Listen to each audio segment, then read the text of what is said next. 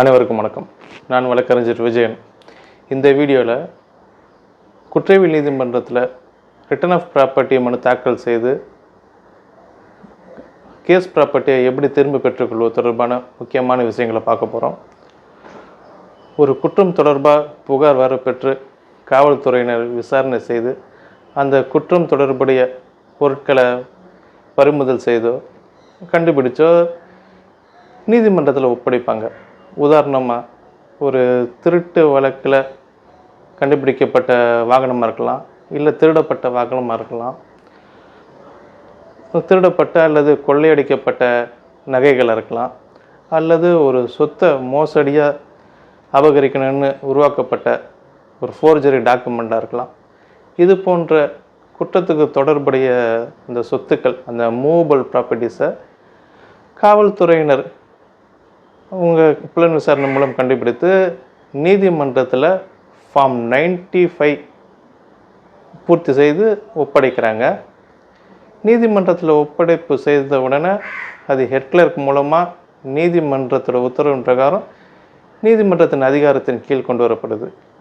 இப்படி நீதிமன்றத்தின் அதிகாரத்தின் கீழ் கொண்டு வரப்பட்ட பொருட்கள் கேஸ் ப்ராப்பர்ட்டின்னு சொல்லுவாங்க. அந்த ப்ராப்பர்ட்டிஸில் ஒரு வேல்யூபிளான ஐட்டம்ஸ், அதாவது தங்க நகைகள், வைர நகைகள், இது போன்ற சொத்துக்கள் இருக்கும்போது நீதிமன்றத்தில் பதிவு செய்யப்பட்ட அப்ரைசர் என்று சொல்லக்கூடிய மதிப்பீட்டாளர் மூலம் அந்த நகைகளை மதிப்பீடு செய்து அதோட தரம், எடை அவற்றை குறிப்பிட்டு ஒரு அறிக்கையும் நீதிமன்றத்தில் தாக்கல் செய்து பதிவு செஞ்சுருப்பாங்க. இப்படி காவல்துறை மூலம் நீதிமன்றத்துக்கு கொண்டு வரப்பட்ட எல்லா பொருட்களும் திரும்பி பெற முடியாது. உதாரணத்துக்கு பார்க்கணும்னா, கொலைக்கு பயன்படுத்திய ஆயுதங்கள், கள்ளத்துப்பாக்கி, அல்லது ஒரு சொத்தை ஏமாற்றி பெறணுன்றதுக்காக உருவாக்கப்பட்ட ஒரு ஃபோர்ஜரி டாக்குமெண்ட்டு, இது போன்ற பொருட்களை நீதிமன்றமே இம்போர்ட் பண்ணி நீதிமன்ற கஸ்டடியிலே வச்சுருந்து அதை அளிக்கிறதுக்கும் நீதிமன்றத்துக்கு அதிகாரம் இருக்குது. தற்போது 1/7/2024 அன்றிலிருந்து பாரதிய நாகரிக் சுரக்ஷா சன்ஹிதா 2023 சட்டம் நடைமுறைக்கு வந்துருச்சு. இதுக்கு முன்னாடி சிஆர்பிஸில் 451 அண்ட் 452 கீழே மனு தாக்கல் செய்து பெற்றிருந்தாங்க.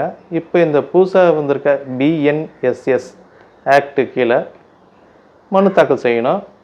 எந்த வழக்கு தொடர்பாக நீதிமன்றத்தில் அந்த பொருள் ஒப்படைக்கப்பட்டதோ அந்த வழக்கு நடைமுறையில் இருந்தால், அதாவது அந்த வழக்கு முடியாமல் விசாரணையின் நிலுவையில் இருந்ததுன்னா இந்த பிஎன்எஸ்எஸ் செக்ஷன் 497 கீழே மனு தாக்கல் செய்து பொருட்களை திரும்ப பெற்றுக்கொள்ளலாம். ஒருவேளை அந்த வழக்கின் விசாரணை முடிவு பெற்று தீர்ப்பு கொடுக்கப்பட்டிருந்தால் பிஎன்எஸ்எஸ் ஆக்ட் 498 கீழே மனு தாக்கல் செய்து விண்ணப்பம் செய்து அதன் உரிமையாளர்கள் பொருளை திரும்ப பெற்றுக்கொள்ளலாம்.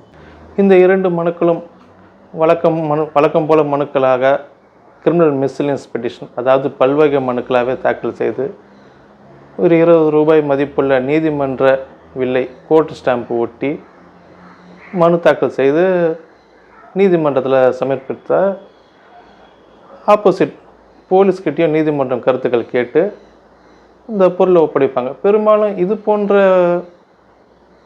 மனுக்களுக்கு போலீஸ் ஆட்சேபம் தெரிவிக்கிறது குறைவாக தான் இருக்கும். அதனால் மனு தாக்கல் செய்தால் பொருட்கள் கிடைக்கிறதுக்கு வாய்ப்புகள் அதிகம். மேற்படி 2 மனுக்களையும் குற்றவியல் பல்வகை மனுக்களாக தாக்கல் செய்து அதில் நீதிமன்ற கட்டணமாக 20 ரூபாய் மதிப்புள்ள கோர்ட் ஃபீ ஒட்டி நகல்கள் இணைத்து அந்த பொருட்களுக்கு உரிமையாளர் என்பது தொடர்பான ஆவணங்கள் ஏதாவது இருந்தால் அதன் நகல்களை இணைத்து நகல்களுடன் நீதிமன்றத்தில் தாக்கல் செய்தால் காவல்துறையினரோட பதிலும் கேட்டு நீதிமன்றம் உத்தரவு பிறப்பிப்பாங்க. இந்த வழக்கோட தன்மை மற்றும் இந்த கேஸ் ப்ராப்பர்ட்டி இதை பொறுத்து முடிவு ஏற்படலாம். உத்தரவின் அடிப்படையில் பொருட்களை திரும்ப கொடுத்தாலும் நிபந்தனைகளின் அடிப்படையில் தான் கொடுப்பாங்க. அதாவது அந்த வழக்கு முடிகிற வரைக்கும் நீதிமன்றத்தின் அனுமதி இல்லாமல் அந்த கேஸ் ப்ராப்பர்ட்டியை விற்பதற்கோ அளிப்பதற்கோ உரிமை கிடையாது. நீதிமன்றம் உத்தரவில்லாமல் எதுவும் பண்ண முடியாது. இது எதுக்குன்னு பார்க்கும் பொழுது, வழக்கு விசாரணைக்குன்னு வரும் பொழுது நீதிமன்றம் உத்தரவு போடும்போது அந்த ப்ராப்பர்ட்டியை நீதிமன்றத்துக்கு கொண்டு வரணும். அப்போ விசாரணை செய்வாங்க, இந்த பொருட்கள் தான் உங்கள்கிட்டருந்து திருடினாங்களா, அது இந்த பொருள் தானா அப்படின்னு கேட்டு நீதிமன்றத்தில் மார்க் பண்ணுவாங்க. சாட்சிகளுக்கு அது முக்கியமானது. அதனால் நீதிமன்றத்தில் ரிட்டன் ஆஃப் ப்ராப்பர்ட்டி போட்டு பொருட்கள் வாங்கினாலும் அது ஒரு இன்ட்ரீம் கஸ்டடியாக தான் கருதப்படணும். இப்படி தாக்கல் செய்யப்பட்ட ரிட்டன் ஆஃப் ப்ராப்பர்ட்டி பெட்டிஷன் ஒருவேளை டிஸ்மிஸ் ஆகிடுச்சுன்னா ரிவிஷனாக மாவட்ட நீதிமன்றத்தில் அணுகலாம் அல்லது உயர் நீதிமன்றத்தில் அணுகி பரிகாரம் பெற்றுக்கொள்ளலாம்.